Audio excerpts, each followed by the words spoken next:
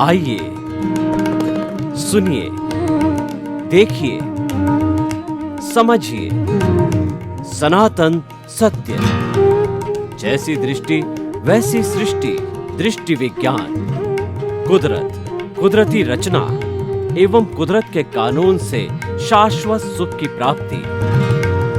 जोधपुर के परम पूज्य महात्मा उपासक प्रोफेसर डॉक्टर सोहन राज तातेड़ के निर्देशन में सनातन सत्य। जैसी दृष्टि वैसी सृष्टि, दृष्टि विज्ञान।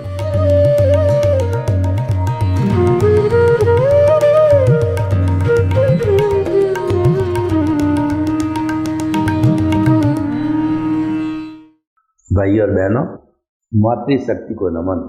आज का हमारा बहुत सुंदर विषय सिमंदर स्वामी भगवान। सबसे पहले महाविद्य क्षेत्र में विराजमान सिमंदर स्वामी भगवान को हम अनंत अनंत आस्था के साथ के अंदर प्रणाम करते हैं। उनको विधिवत जो है वो हमारे भगवान है, ईश्वर है, उनको परिणाम करते हैं। देखिए, सिमंदर स्वामी भगवान महाविद्य क्षेत्र के अंदर तीर्थंकर रूप में विराजमान है। और हमारे भारत क्षेत्र, जो अभी जिस क्षेत्र में हम रह रहे हैं, वहां पर कोई भगवान नहीं है, तीर्थंकर नहीं है। जो केवली होता है वह भगवान कहलाता है, और जो तीर्थ की स्थापना करता है उसको तीर्थंकर कहते हैं। तीर्थ होता है साधु साध्वी श्रावक श्राविका, ये सामाजिक रूप से जो इसकी स्थापना करने वाला तीर्थंकर कहलाता है। और हमारे इस जो है भरत क्षेत्र के अंदर अवसर्पिणी काल के अंदर कुल जो है 24 तीर्थंकर हो गए। अवसर्पिणी में भी 24 होते हैं और उत्सर्पिणी में भी 24 होते हैं, क्योंकि हर तीर्थंकर के बीच जो गैप है वह फिक्स है। और जो है एक काल है वह 10 करोड़ सागर का है। जब पहले और दूसरे के बीच में वो गैप फिक्स है, जो डिस्टेंस है, समय है, वो फिक्स है। और पूरा आरा फिक्स है, पूरा जो है कहना चाहिए वो काल फिक्स है। तो फिर 24 तीर्थंकर अवसर्पिणी भी होते हैं और 24 तीर्थंकर उत्सर्पिणी में होते हैं। अवसर्पिणी होता है वह, देखिए कि जैसे कि एक नागिन होती, तो नागिन का मुंह तो चौड़ा होता है और धीरे धीरे वो चौड़ाई घटते घटते जो है वो पूंछ एकदम पतली होती है, जैसे सांप चिड़ी का खेल होता है। उसी तरीके से ये अवसर्पिणी का अर्थ होता है कि इसकी जो अवस्था गिरती जाती है, अवनति का काल होता है। इसमें कुल 6 आरे होते हैं। पहला आरा, दूसरा आरा, तीसरा आरा, चौथा आरा, पांचवा आरा और छठा आरा। पहला आरा जो दुष्म होता है, दूसरा आरा दुष्म कहलाता है, तीसरा है सुखम दुखम होता है, चौथा सुखम कहलाता है, और जो पांचवा आरा सुखम दुखम होता है, छठा आरा दुखम कहलाता है। यानी सबसे ज्यादा भयंकर दुख होते हैं। पहला आरा जो है हमारा 3 करोड़ सागर का होता है, दूसरा आरा 3 करोड़ सागर का होता है, और तीसरा आरा भी 3 करोड़ सागर का होता है। चौथा आरा जो होता है वो 42,000 कम 1 करोड़ सागर का होता है। तो ये 7 में से 42,000 वर्ष हो गया। और पांचवा आरा है 21,000 वर्ष का, छठा आरा 21,000 वर्ष का। तो ये पूरा मिला करके 10 करोड़ सागर का ये समय हो गया। और तीसरे के अंत से लगा के चौथे के अंत तक 1 करोड़ जो है वो सागर के अंदर जो है वह कहना चाहिए कि 24 तीर्थंकर होते हैं। तीसरे के अंत में पहले तीर्थंकर हमारे भगवान ऋषभ हुए हैं और चौथे के अंत के अंदर भगवान महावीर हुए हैं। उसके बाद में कोई तीर्थंकर नहीं हुए, और उनके जो है 20 साल के बाद के अंदर कोई शुद्ध केवली भी नहीं हुए हैं। और जो है वो लगभग जो है वो वीर निर्वाण के 1000 साल बाद जो है वो सारा पूर्वों का ज्ञान भी समाप्त हो गया। 14 पूर्व से घटते घटते 10, 8 और 1 होते देवर्षि गणी जो है अंतिम जो है आचार्य हुए हैं, जिनके जो है आज से जो है 11वीं सदी में हुए हैं। तो उनके पास में एक जो पूर्व का ज्ञान था, उन्होंने श्री संघ को बुलाया। उन्होंने कहा कि ज्ञान लुप्त हो रहा है।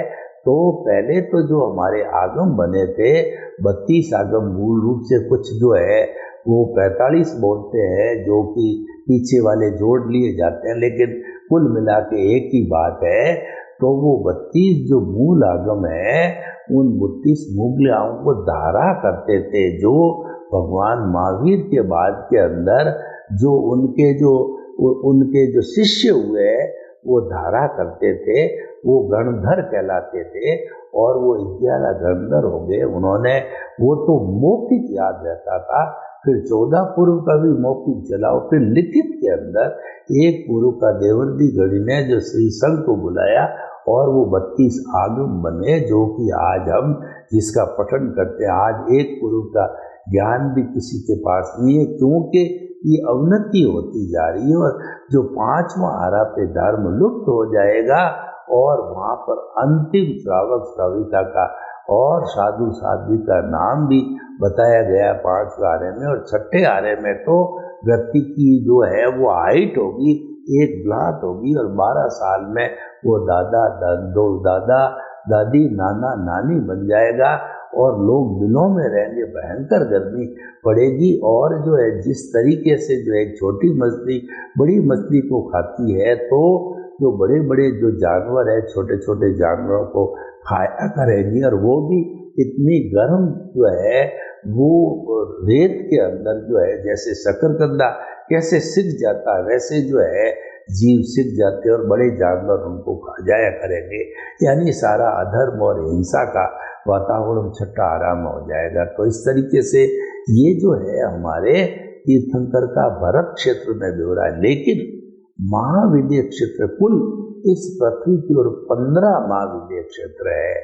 तो वहाँ पर कम से कम 20 और अधिक तो है 170 तीर्थंकर जो है वो हमारे इस ढाई द्वीप के अंदर विराजमान अधिकतम होते हैं। वर्तमान के अंदर कम से कम महाविद्य क्षेत्र में 20 तीर्थंकर जो हमेशा विराजमान होते हैं और उनकी अलग अलग किंगडम होती है।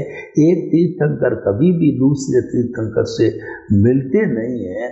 अगर वो मिल जाता है तो आश्चर्य होता है, अछेरा होता है। तो भाई और बहनों, ये हम आपको बताना चाहते हैं कि हमारे यहाँ तीर्थंकर नहीं है, लेकिन जो वर्तमान में महाविद्य क्षेत्र के अंदर सिमंदर 20 में से सिमंदर स्वामी नाम के जो तीर्थंकर है, उनकी दृष्टि, उनकी कृपा, उनका प्रशासन हमारे भारत क्षेत्र पर लागू होता है।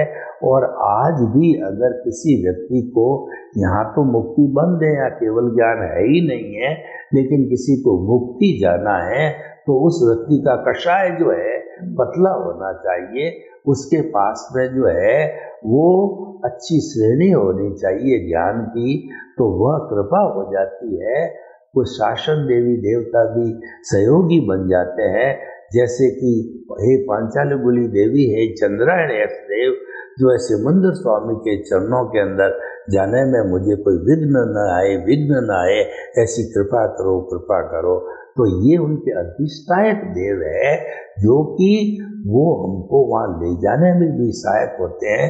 लेकिन ये संभव तभी है जब हमारा कषाय बहुत पतला हो और हमारी मुक्ति की नींव लगी हो, तभी हम वहाँ तक जा सकते हैं। तो भाई और बहनों, ये सिमंदर स्वामी भगवान की कृपा है और हम भाव बाते रहे, हे सिमंदर स्वामी भगवान, आप मेरे पर कृपा करो कि आप मुझे आपके चरणों में बुलाओ, ताकि आपके चरणों में बैठ करके मैं मेरे जो है ज्ञान दर्शन का डेवलपमेंट करके, शुद्धिकरण करके और धीरे धीरे आपके जो है कृपा से जो है मैं मुक्ति को प्राप्त करूं। मुझे ऐसी शक्ति दो, जागृति दो और मुझे आपके चरणों में स्थान दो। तो इस तरीके से भावना है, तो भावना फलित होती है। देखिए, रियल पुरुषार्थ वो भावों से होता है। वह रियल पुरुषार्थ हमारे मन वचन काया से नहीं हो सकता। मन वचन काया तो क्रिया से जुड़ा हुआ है। मन वचन काया तथा उससे जुड़ी हुई हर अवस्था मात्र कुदरती रचना है और वो व्यवस्थित है, वो फिक्स है और वो अवस्था है, इसीलिए वो टेम्परेरी है, वो नाशवान है, वो जड़ है। वह तो जो है जाने के लिए आई है, यानी कि वो तो भुगतान है। हमारा जन्म से मृत्यु तक जो कुछ भी चलता है वो सारा भुगतान चलता है और इसकी पूरी फिल्म और स्क्रिप्ट है। हम पिछले जन्म से साथ में लेकर के आते हैं। मान लीजिए कि आज की तारीख में मैं सोहन राज हूँ और पिछले जन्म के अंदर मैं यशवंत राज था, तो यशवंत राज ने जैसे जैसे भाव डाले, मुझे ऐसे माता मिले, ऐसे पिता मिले और ऐसी पत्नी मिले, ऐसा घर मिले, ऐसा जॉब मिले और मैं ये काम करूं, तो वो भाव डालता गया और वो कॉजेज इकट्ठे होते गए। कॉजेज इकट्ठे होकर के जितना यशवंत राज का आयुष्य कर्म था वो समाप्त होते ही जो उसने अंश और सीट पूरी 60, 70, 80 वर्ष के आयुष्य में लिखी थी, तो वह पूरी अंश और सीट है वो जो आयुष्य के समाप्त होते कुदरत के पास चली जाती। हम सभी की अंश और सीट है वह कुदरत के पास जाती, आपकी हमारी नहीं। संपूर्ण 84 लाख के असंख्य अनंत जीवों की आयुष्य की जो है वह शीट है वो कुदरत के पास जाती है और कुदरत ही हमको जन्म देती है। जो पिछले जन्म के जो हमारे भाव कर्म थे, इस जन्म में वो द्रव्य कर्म बनाए, क्योंकि भाव कर्म तो चेतना से जुड़े हुए होते हैं, वो सृजन करते हैं, वो चार्ज है। देखिए कोई भी मोबाइल की बैटरी जो है वो चार्ज होती है तो उसमें चार्जर लगाना पड़ता है, पर डिस्चार्ज के अंदर चार्जर नहीं लगता है, क्योंकि जो डिस्चार्ज है वो हमारा उदय और प्रारब्ध है। चार्ज करने में तो हमको प्रतिष्ठित आत्मा की आवश्यकता होती है, लेकिन डिस्चार्ज के अंदर तो मैकेनिकल मोड से प्रतिष्ठित आत्मा तो वही रहती है, लेकिन मोड है वो जो प्रैक्टिकल होता है वो ऑटो मोड होता है, अपने आप चलने वाला होता है। परंतु हम क्या समझते हैं कि दुनिया के अंदर वो जो नंबर 1 बनना है मुझे, और वह बिना पुरुषार्थ के नहीं हो सकता, क्योंकि चारों तरफ बात करो तो पुरुषार्थ का डंका बजता है। हर आदमी देखता है कि मुझे आगे बढ़ने के लिए पुरुषार्थ करना पड़ेगा। जब वो दौड़ता है, भागता है और सब तरह की मेहनत करता है, लेकिन ये प्रीडेस्टिन्ड है, ये जो फिक्स है, ये नियत है। हमको एक अतिरिक्त भी सांस जो है लेने की स्वतंत्रता नहीं। हम माने या नहीं माने, जरूरी नहीं है कि आप उसको मानो और हम थोपना भी नहीं चाहते हैं, परंतु कुदरत का नियम यही है। कुदरत तो यही कहती है कि उसका संचालन, उसका क्रिएटर, ऑपरेटर, डिस्ट्रॉयर मैं ही हूँ, मैं ही मालिक हूँ, और मैं तो जैसा उपादान है आपका और उसके अनुरूप मैं संयोग जुटाता हूँ। आपको पति पत्नी भाई बहन सारे हैं, वो मेरे द्वारा ही दिए जाते हैं संयोग रूप के अंदर। हर तरह के संयोग मैं जुटाता हूँ।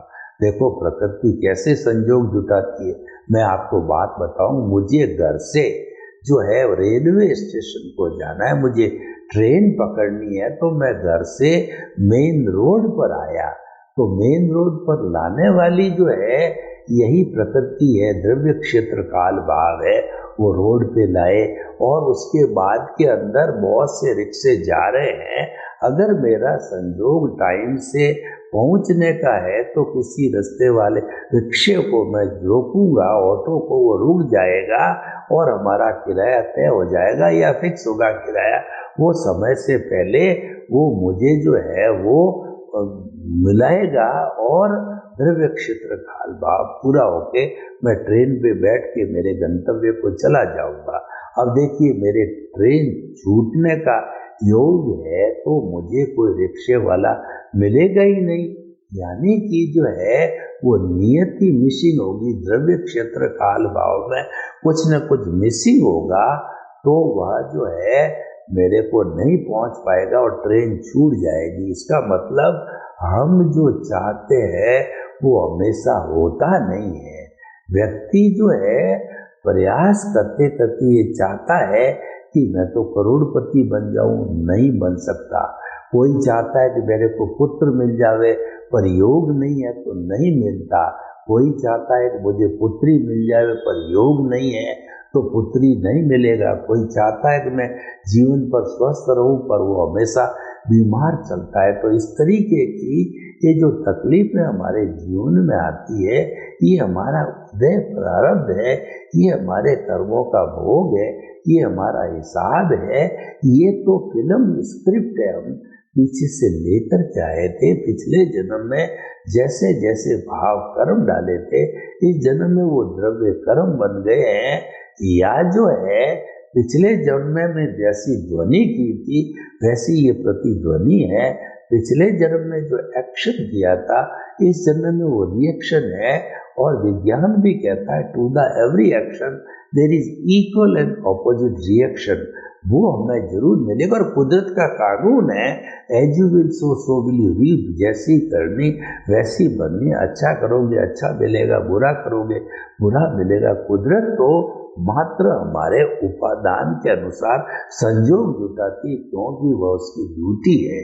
तो हम ये कहना चाहते थे कि सिमंदर स्वामी भगवान के पास में उनकी कृपा हो जाती है, हम वहाँ चले जाते हैं। तो वहाँ पर क्या है, सिमंदर स्वामी के पास तो हर क्षण चौथा आरा जैसा हमारा, हमने चौथा आरा देखा था कि तीसरे के अंत में पहले तीर्थंकर ऋषभ हुए थे और दूसरे के जो है, और फिर दूसरे से लगा के जो है वो 24 तक है, वो चौथे आरे में रहे। चौथे आरे में लोग इस तरीके से मोक्ष जाते थे कि जैसे कि हम एक शरीर को छोड़ के दूसरे शरीर में जाते हैं तो लोगों की मुक्ति होती रहती थी।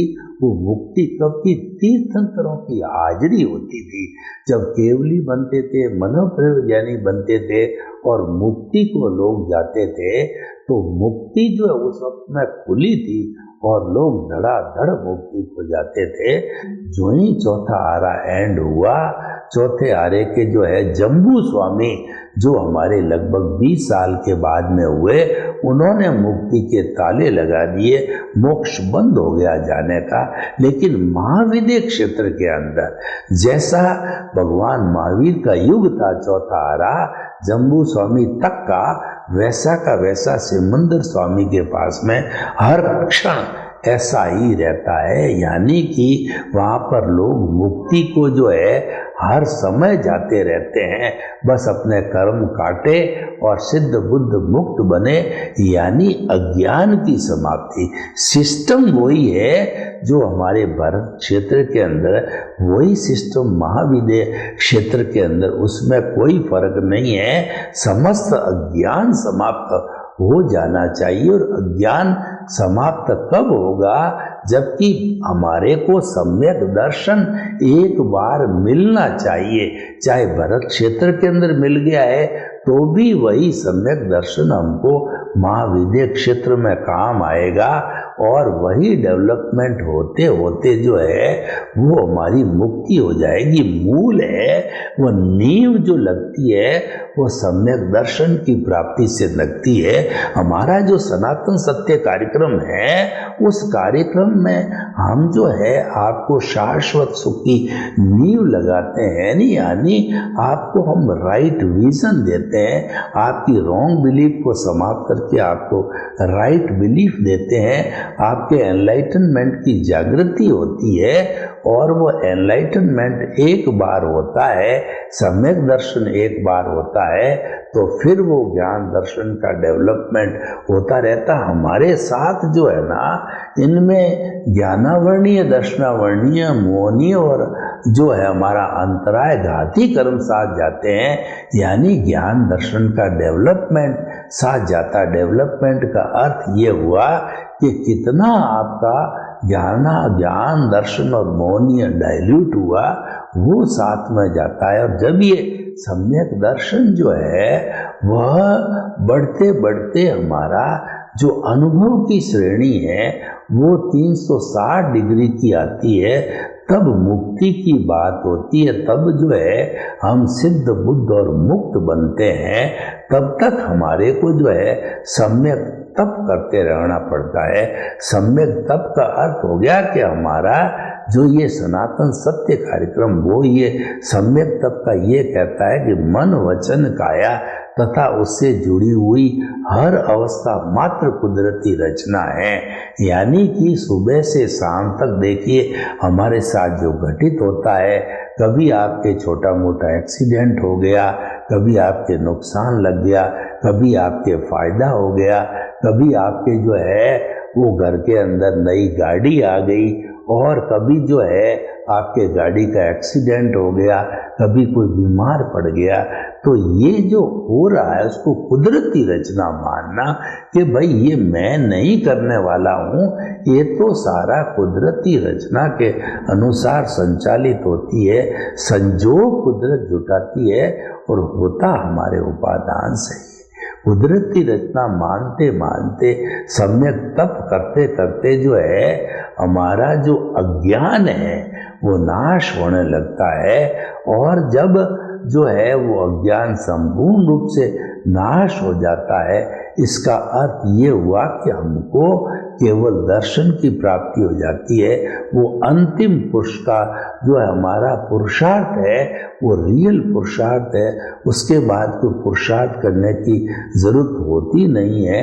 लेकिन परिणाम रूप में जो अगला जन्म होता है वो केवल ज्ञानी के रूप में होता है, उसमें पुरुषार्थ नहीं होता, केवल परिणाम है, अंतिम जन्म होता है। तो उसके अंदर जो हमारी प्रतिष्ठित आत्मा हमारा मन है और अज्ञान समस्त समाप्त हो जाता है, और मात्र जो है वो केवल ज्ञानी जो है उपदेश दे करके और जो है वो कहना चाहिए समूह शरण की व्यवस्था करके और आयुष्य समाप्त करके, और वह महाविदेश क्षेत्र के अंदर सिद्ध बुद्ध मुक्त बन जाते हैं।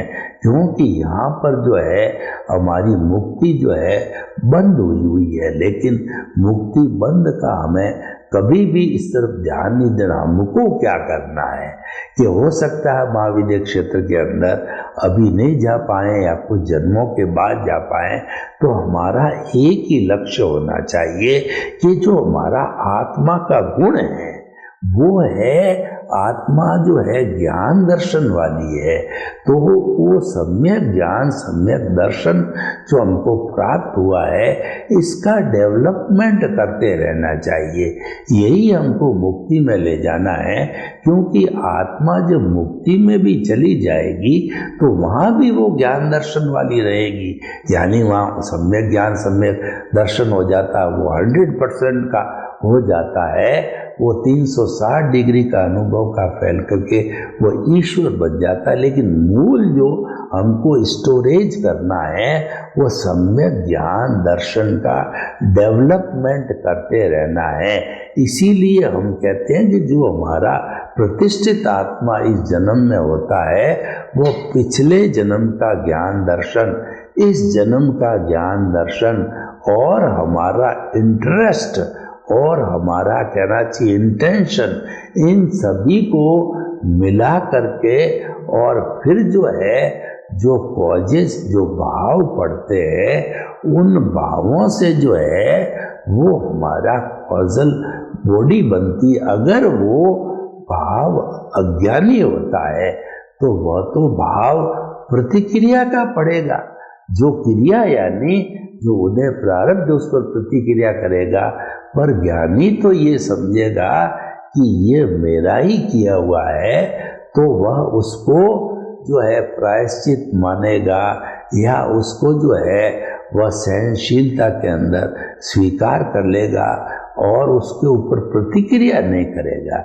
यानी उदय प्रारब्ध के ऊपर जो क्रिया है उस पर प्रतिक्रिया नहीं की जाती है, तो there are no new causes at all and there are no new causes इसका अर्थ यह है कि आपकी नई कॉजल बॉडी बनना बंद और आपके पुराना जो बर्फ की शिला की तरह डिस्चार्ज है वो तो ऑटोमेटिक पिघलता रहेगा, क्योंकि वो तो डिस्चार्ज है। पिघलते पिघलते एक समय ऐसा आएगा कि वो समाप्त हो जाएगा और नया आपने सर्जन नहीं किया तो इसका मतलब अज्ञान संपूर्ण नाश, और अज्ञान संपूर्ण नाश का मतलब आपका काम हो गया और आप जो है वो अपने शाश्वत सुख को प्राप्त कर लेते हैं। तो इसलिए भाइयों और बहनों, जो सिमंदर स्वामी भगवान हैं उनके चरणों में जाने की प्रार्थना कहिए या शुद्ध भाव कहिए, वो निरंतर भाते रहो। हो सकता है आयुष्य वहाँ का बंद हो और आप वहाँ चले जाओ। सर्वे भवन्तु सुखिनः सर्वे सन्तु निरामया।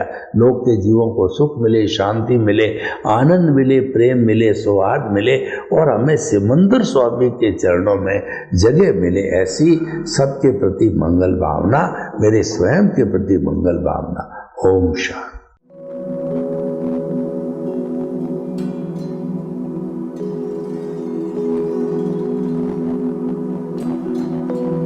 एक ऐसा अंतर्राष्ट्रीय ख्याति प्राप्त मानव जो गुरु प्रेरणा से पिछले 20 वर्षों से वानप्रस्थ जीवन जीते हुए 24 घंटे मानवता की सेवा में संलग्न है।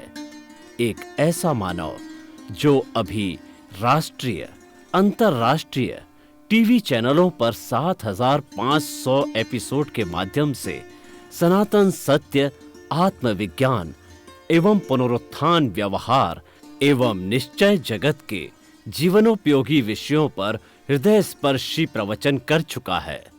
उस मानव का नाम है महात्मा उपासक प्रोफेसर डॉक्टर सोहन राज तातेड़।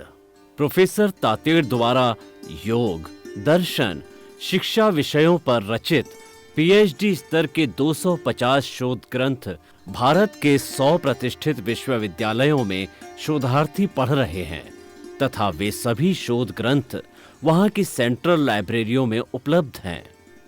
महात्मा सोहन राज ने अभी तक हजारों स्कूलों, कॉलेजों, विश्वविद्यालयों एवं संस्थाओं में सेमिनार, वर्कशॉप, कैंप लगाकर लाखों विद्यार्थियों को योग, दर्शन, शिक्षा का प्रशिक्षण देकर उन्हें सुसंस्कारित किया।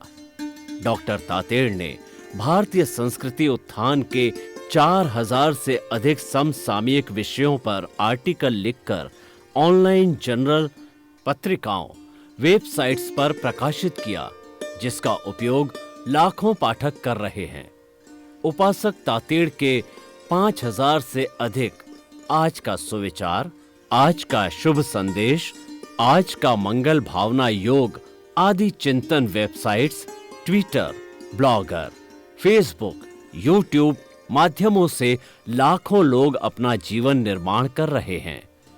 मानवता के मसीहा ऐसे महामानव महात्मा सोहन राज तातेड़ के प्रोफाइल को अभी तक विश्व के 20 लाख दर्शक यूट्यूब पर, 12 लाख गूगल पर एवं लाखों दर्शक फेसबुक, ब्लॉगर, ट्विटर और इंस्टाग्राम पर देख चुके हैं।